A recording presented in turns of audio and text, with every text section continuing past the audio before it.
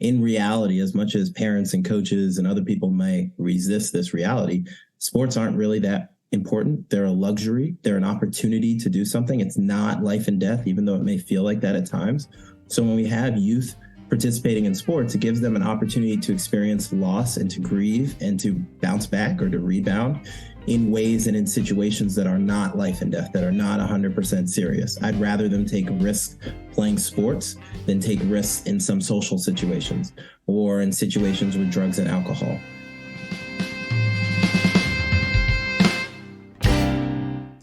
Welcome back to Shrinking It Down, Mental Health Made Simple. I'm Gene Beresin. I'm Khadijah Booth-Watkins. We're two child and adolescent psychiatrists at the Clay Center for Young Healthy Minds at the Massachusetts General Hospital. We become a sports podcast now, and I'm Gene Lasso. Oh my God! But not really. But I do like that show, and it's. I can't wait for the next season. It's the first series, literally the first series on television that I've watched. Everybody else. I told you to watch it like 2 years ago, and you didn't listen to me. Now someone else had to tell you, and now it's valid. But okay. Okay, just kidding.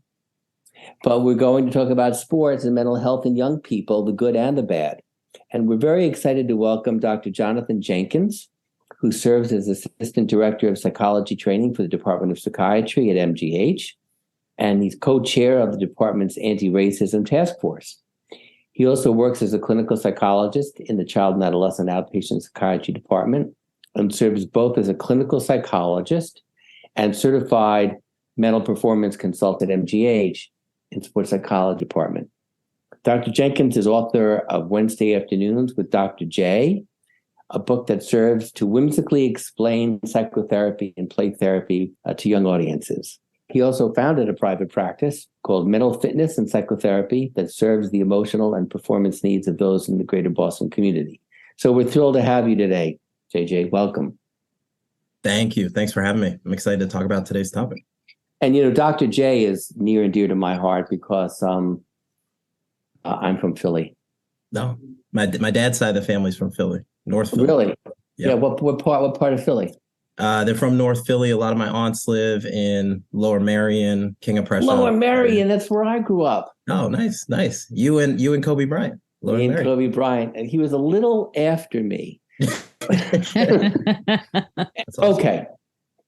So let's start with you, JJ. How did you get into working in sports psychology? So, what exactly is it, and what surprised you most about it? So to think about how I got into sports psychology, I think I got to go and tell a little bit more about myself. So my parents met on a blind date to play tennis. So sports had always been a part of my life. Question, yes, my mom whooped my dad. And so we'd always been a family that had sports been part of our life and our lifestyle. And I grew up playing tennis for a while, then transitioned to playing lacrosse. And so I personally had learned a lot through sports, particularly as I had struggles with asthma as a kid, having to stay inside for recess, but really wanting to be out and be active. My life then transitioned to become a clinical psychologist and deciding that I really love the bedside manner and talking to people, but also the problem solving of figuring out what's going on in somebody's life and watching them blossom right in front of your eyes or be there for a really stressful experience, which I'm sure kind of encouraged you both to kind of be in the field as well. And then there was an opportunity at MGH to work with athletes in particular through my mentor at the hospital.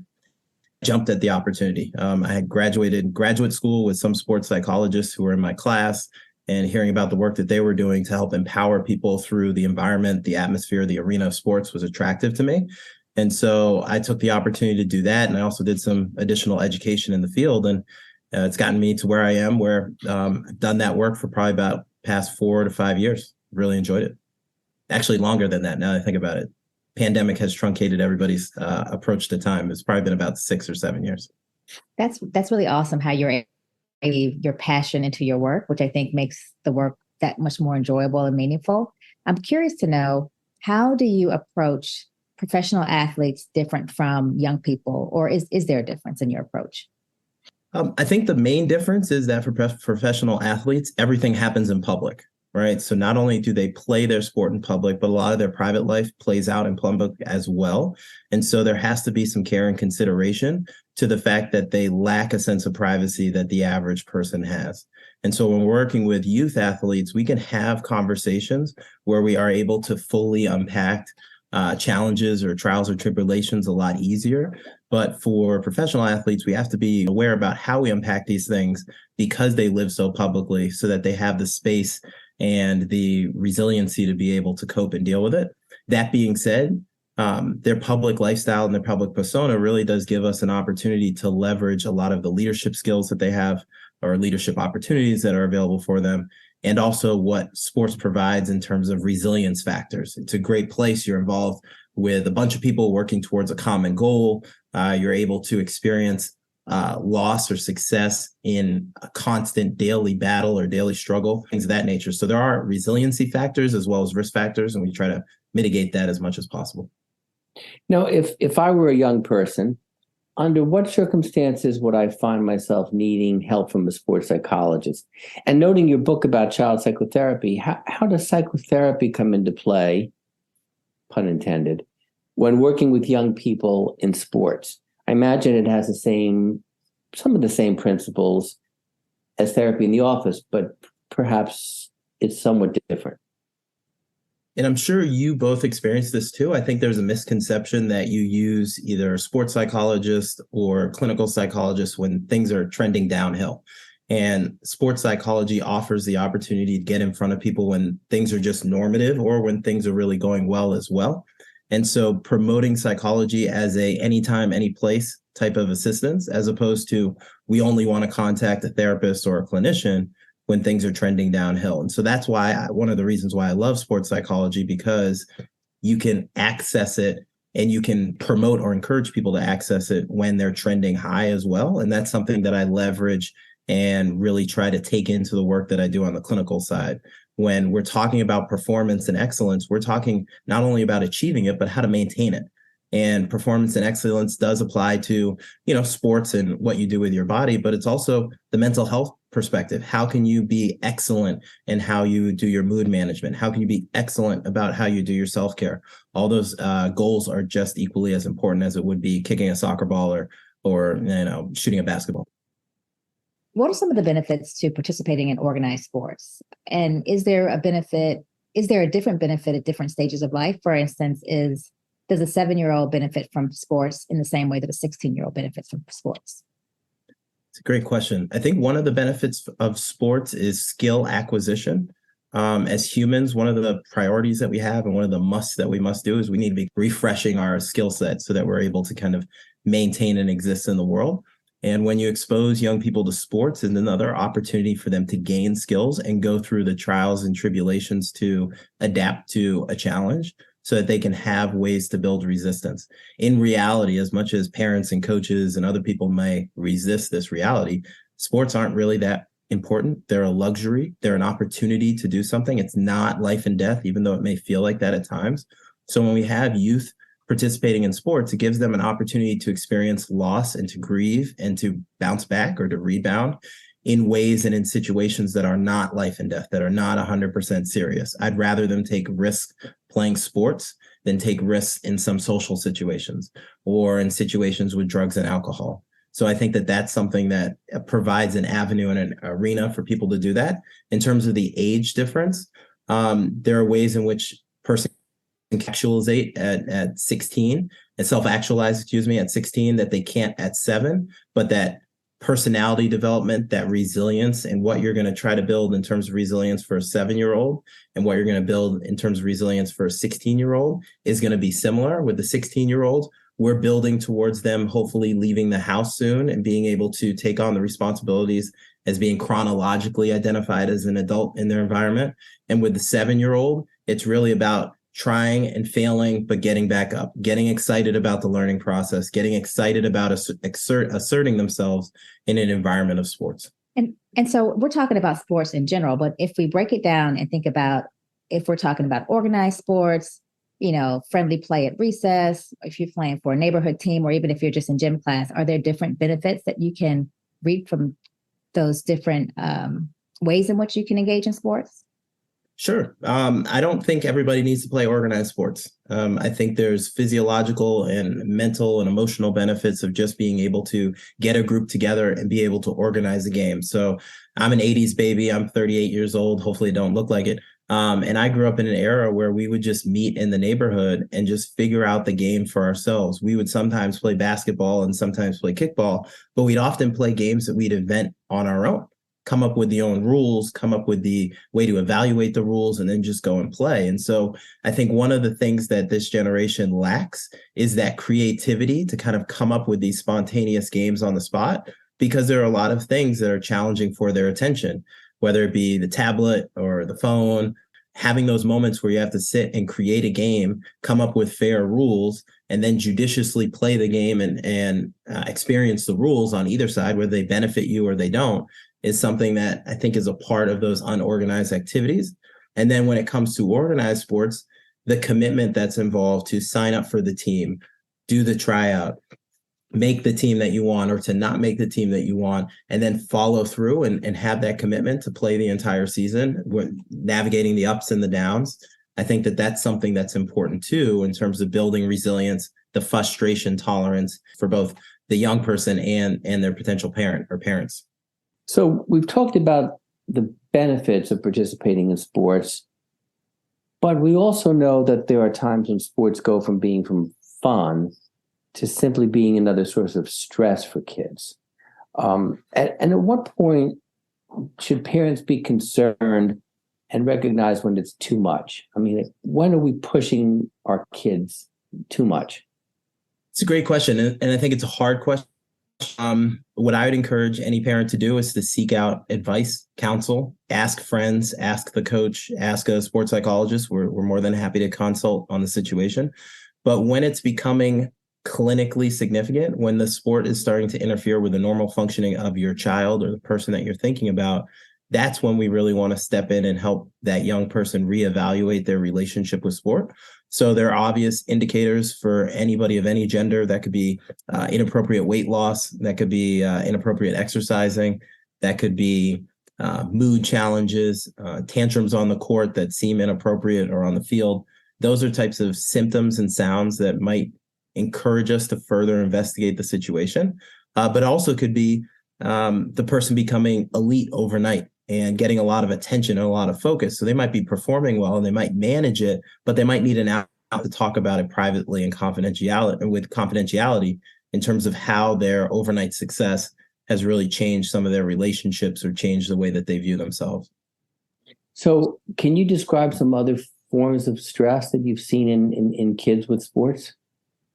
So I think a main one that we often forget about is physical exercise is physical stress, right? So there's a whole industry that's based upon exercise, get up and move, do this, do that, burn all these calories and all these other things. And in the AAU circuit and all these organized and unorganized sports, we have to acknowledge that it really is physical stress on the body. So if you have somebody who is going through puberty, going through a growth spurt, their diet is changing based upon their growth spurt and all these other things, you have all those biological internal things happening to their body. And then also you're putting the demand of 10 hours of practice on their body. You have a young person who's going to a really high achieving school and they have tons of homework.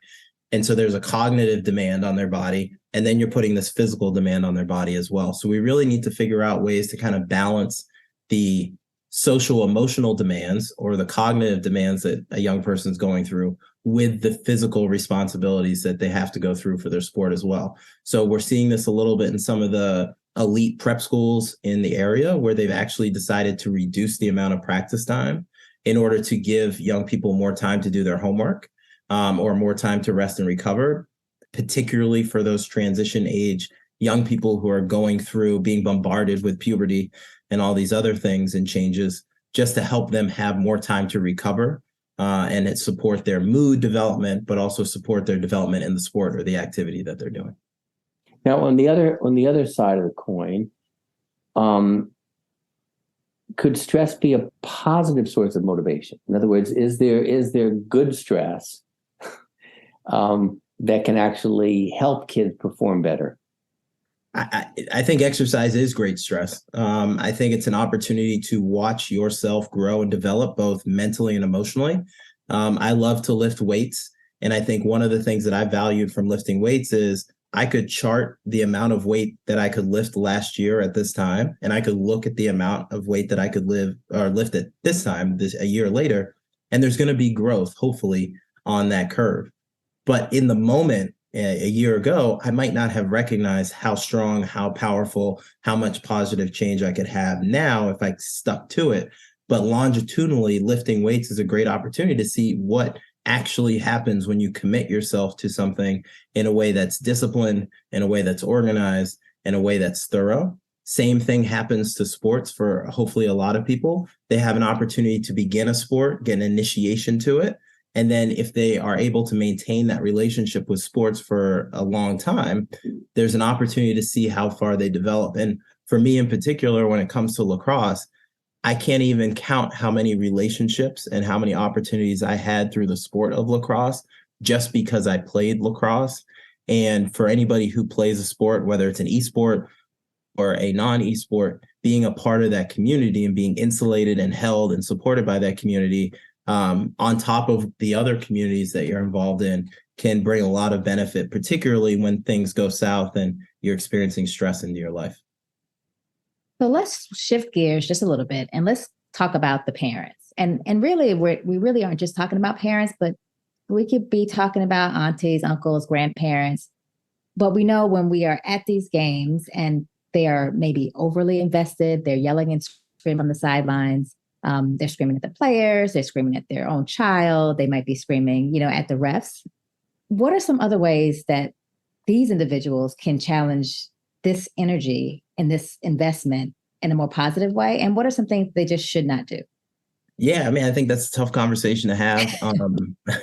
I'm a dad of a 4-year-old right now, and I romantically look towards when he hopefully has a relationship with sports and my ability to watch him go out there, because I had such good experience going out there, and so did my partner. But I think for a lot of parents, we need to recognize that our job as parents when it comes to a lot of these extracurricular activities is to set the table, provide the opportunity for your young person to engage with a sport or music or an art or whatever it might be, and then allow them to make of it what they need to make of it. And our job is to encourage, is to motivate, is to consult when asked for it.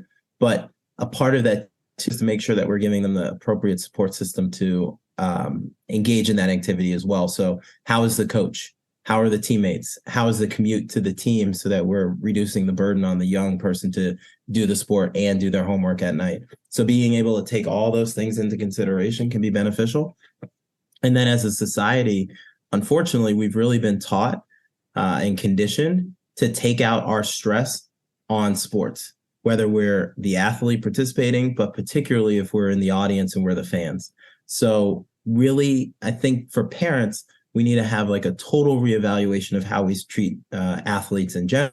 Because when I'm on the sideline for a professional sporting event and I hear some of the horrible things that some of the fans say when they're upset, when the team's not performing well, it's disheartening. Because what do you think is happening? Do you think the professional athlete doesn't know that they messed up? Do you think the professional athlete isn't trying to do their best?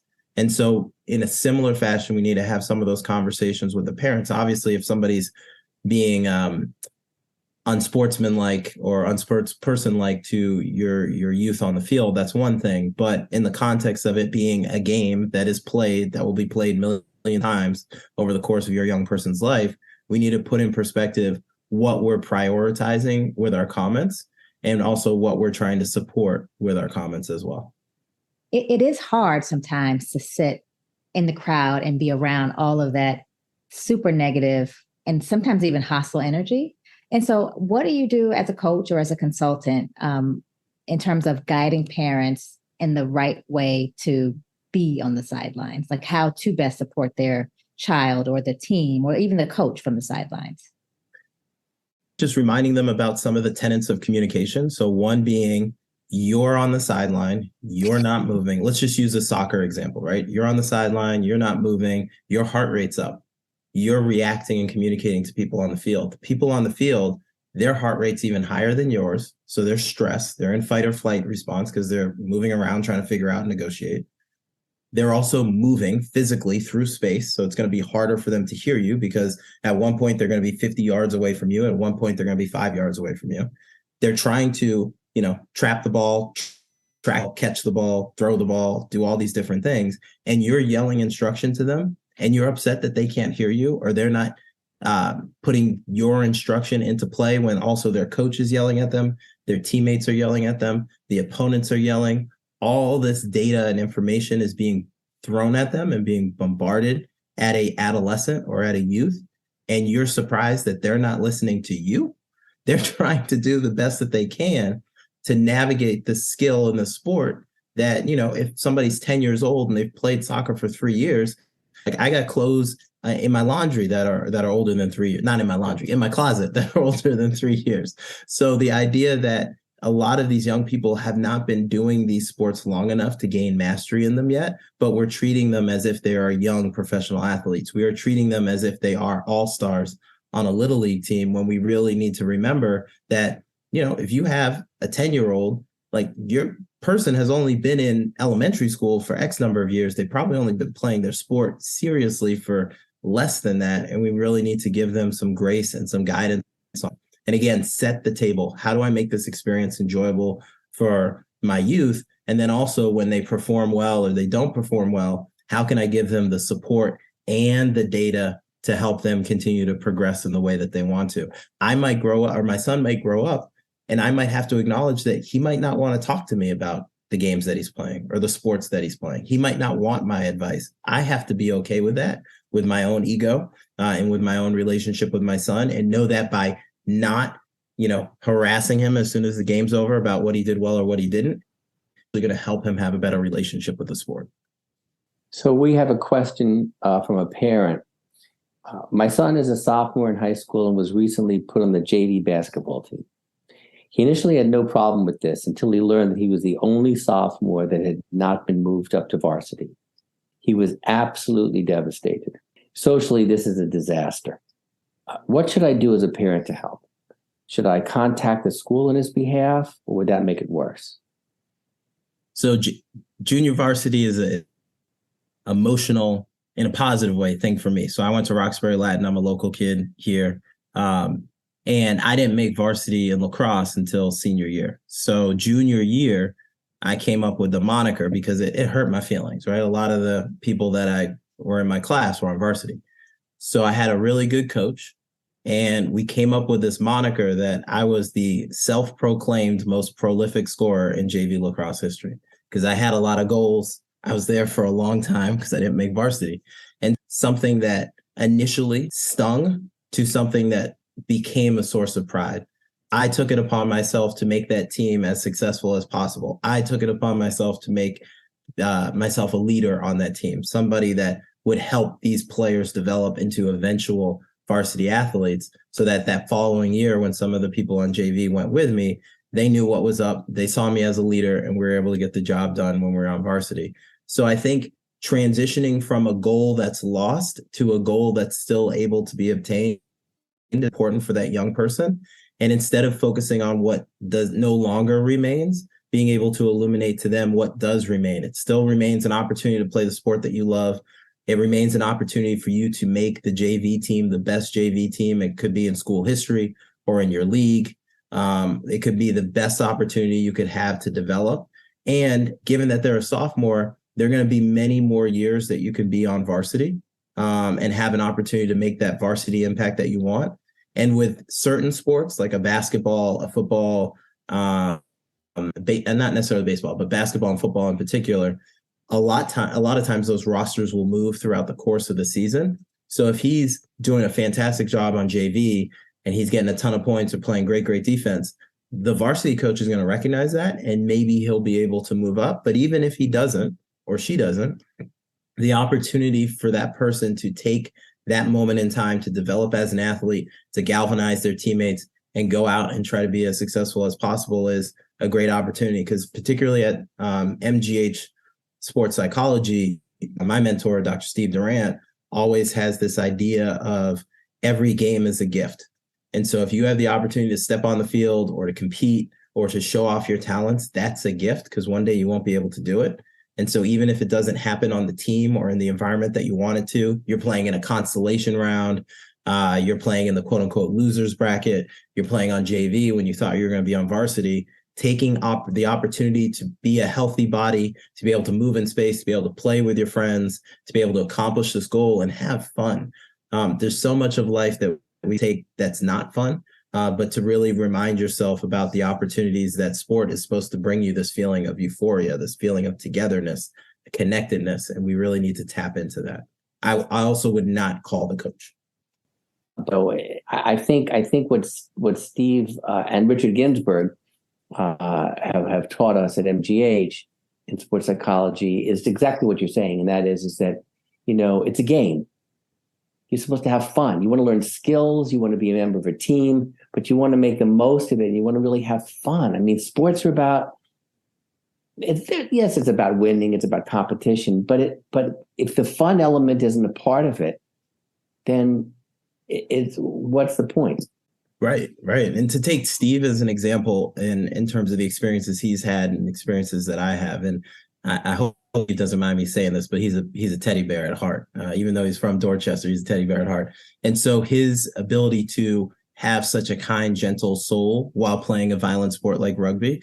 And I did 3 amateur boxing fights. So for me to have a kind teddy bear type soul, but to punch somebody in the face repeatedly, that ability to have that dichotomy comes from an understanding and appreciation for self, the gratitude of the situation, and being able to toe the line of doing something inherently that your mind wouldn't want you to do, but being able to do it in a that's controlled, that acknowledges the person who's in the ring with you, or for Steve, the person who's on the rugby field with you, but still be able to perform to the best of your abilities and to give yourself and your opponent the best of yourself, so that in that competition, you are honoring the competition.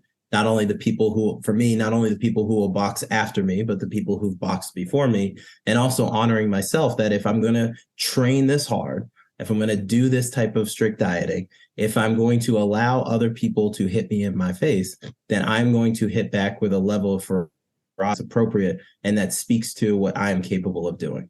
And I think that is something, particularly for young people may shy away from being that assertive. And sports allows you that opportunity to be able to go there, but also learn how to go back. Me learning how to box made me better at de-escalating my aggression when I get super angry. I'm sure Steve learned playing rugby for however long he played, that helped him better get to that aggressive place, but also come down from that aggressive place. And building that better sense of self-awareness is really important for anybody of any age, but particularly for young people as they work on trying to control and understand their impulsivity and their relationship with anger. I won't get too political here, but what you're saying is that we don't see enough of today is to love and respect your opponent. Yeah, what a beautiful concept that is, and I wish we saw more of that. That's just a comment. Khadijah, I interrupted. I'm sorry.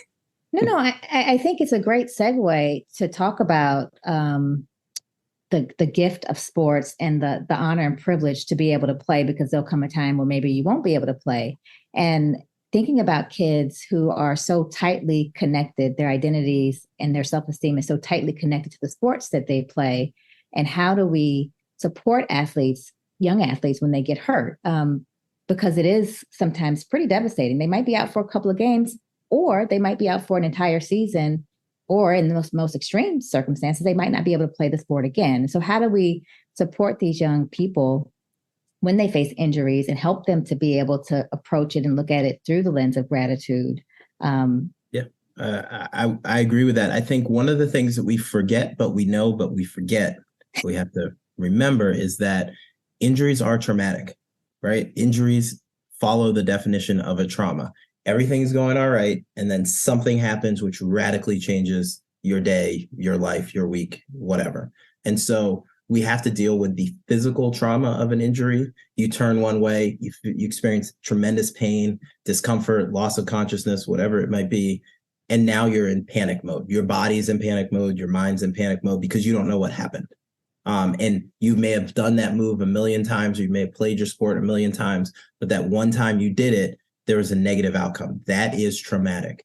The 24-hour news cycle just pelts us with injury updates. So-and-so got an injury, so-and-so got an injury, so-and-so got an injury. So we treat it as a commonality.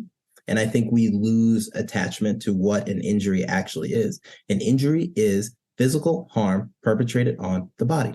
So when a young person is injured, we don't need to care about how long they're going to be out. We need to deal with the pain management and the trauma and the sadness of just being in pain, not being able to move, and being bewildered about what just happened. Because for most of the times, people don't know they're about to get injured. They just end up getting injured. And so we need to address that first. And so it's particularly at MGH, we take more of a trauma-focused approach to injury recovery, where we work through that stuff first, help the person understand what happened from a journalistic standpoint, what happened from a medical standpoint. So the force you put on your knee when you twisted this way caused this to break or this to rupture. And then we start talking about getting back, but we do it in a developmental approach where the day after the surgery, we're not necessarily talking about playing. We're talking about, okay, let's hit these steps. Let's hit these incremental goals so that not only hopefully you can play later on, but we want you to be healthy. We want you to be able to use your body for the rest of your life in as much of an appropriate or similar way you could before the injury. And so when we take that approach, we acknowledge the whole person as opposed to just the athlete. And we find that that's better. When a person's injured, we kind of think about, okay, we're going to reduce the amount of the pie chart that's focused on sports. Now there's a vacuum of free space available. What do we want to use for that free space? Because you may have dedicated, particularly a professional athlete, they dedicate so many hours to their craft every week or every day. Now they have to dedicate less because they physically are unable to compete or they're injured. So what can we do with that time? Hey, do you want to get your college degree? Hey, do you want to spend more time with your kids? Hey, do you want to work on your finances or work on some of your marketing opportunities? Do you want to learn your position better? Do you have time to dedicate to your teammates? So figuring out what's of interest to them and then getting enthusiastic about it, just like we would get enthusiastic about them playing on the field or them playing on the court. And then also get them to understand that your injury, particularly for professional athletes, is a preview of what it's going to be like when you are no longer physically able to play anymore, when you're retiring. So let's use some of this time to preview what comes up for you, what thoughts, feelings, emotions, what behaviors come up, good or bad, and how do we prepare for that eventual day, because we're fortunate to kind of have a preview of it while you're dealing with this, let's say, month-long, week-long, or months-long injury. That's an awesome way to approach it, because when you athlete being injured on TV, the focus is purely about how long will they be out, when will they be able to return to the game. And we do know for so many that when they leave the sport, that is such a difficult, challenging period for them. But just going back to the younger people, how do we help them to develop a sense of identity and to build their sense of self-worth that's not so tightly connected to the sport? I mean, I think that starts pre-injury. I've always been a supporter of the idea of trying to build Renaissance youth. So the person who can run, catch, throw, but also can doodle a little bit, can, hum a few bars of a song, can give us public talk. So really kind of getting a 360 view of the capabilities of the person, so that when plan A hits a dead end or the door is locked or whatever, there's plan B and plan C that the person also feels confident and comfortable in. When we find is when a child specializes in a sport too early, and then for whatever reason, they experience a roadblock in it. So in tennis, for me, I was going to not go to college. I'm just going to either go for tennis or not go to college, which was a tough conversation in my household. Then I broke my toe and I couldn't play hardcore sports for a while. If I didn't have other things that I could rely upon from a confidence standpoint and this still makes me standpoint, I would have been in big trouble.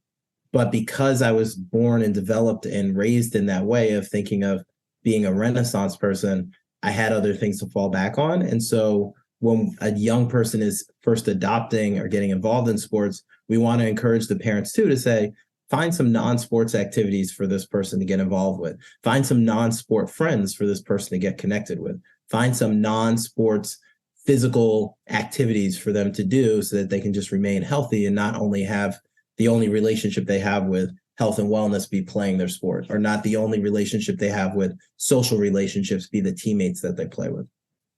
And so as they're finding and develop these non-sports activities and connections, which I think is super important, how do we, or is there a way for them to also stay connected to the game or to their teammates, even if they can't play due to injury? I think it's a great opportunity to see the game from another perspective. I think a lot of people are used to seeing it on the field, on the ice, on the court. But when you are on the bench and you're taken away from it and you can watch it from that vantage point of, again, physiologically, your heart rate's lower, your body's not moving, you're able to hear and see things a little bit differently if you have those abilities. And so it provides people with the opportunity to experience the game differently. And that could give them the sense of, maybe I really like coaching this sport, or maybe I'd love to work in this industry when I'm done playing with this sport. And so getting other senses of the communities around that support the team, as opposed to just, I'm an athlete. Because, I never knew I'd be working with professional sports, after college and after grad school, but that's where I am. And so I think for a lot of people who are athletes, very few of them are going to be professional athletes, but there are so many jobs within sports and even in non-sport environments where the skills and the traits that you have to cultivate to be a good athlete are praised and are sought highly in those fields and in those environments.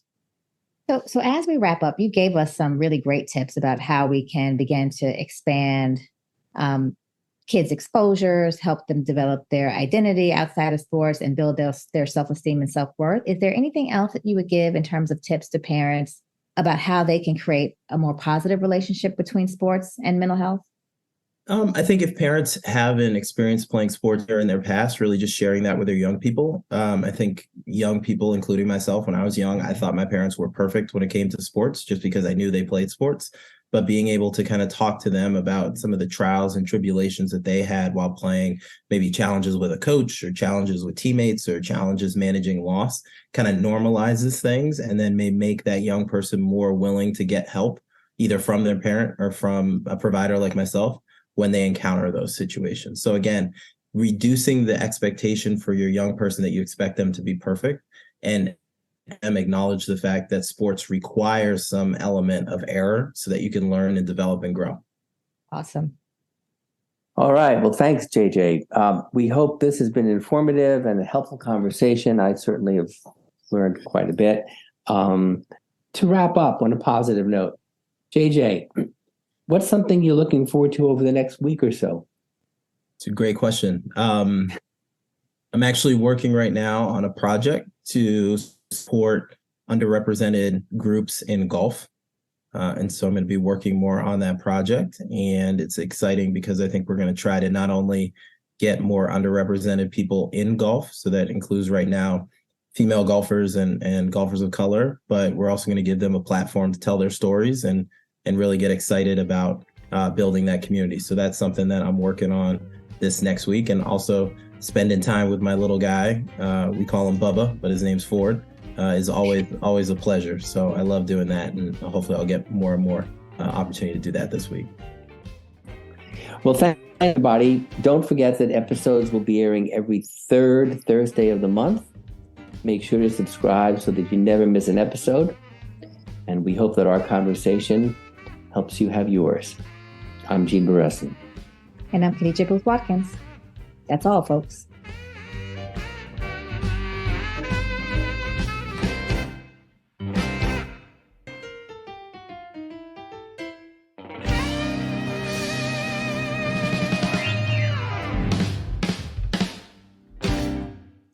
And it's only going to be about like 20 mintes, right? Total after.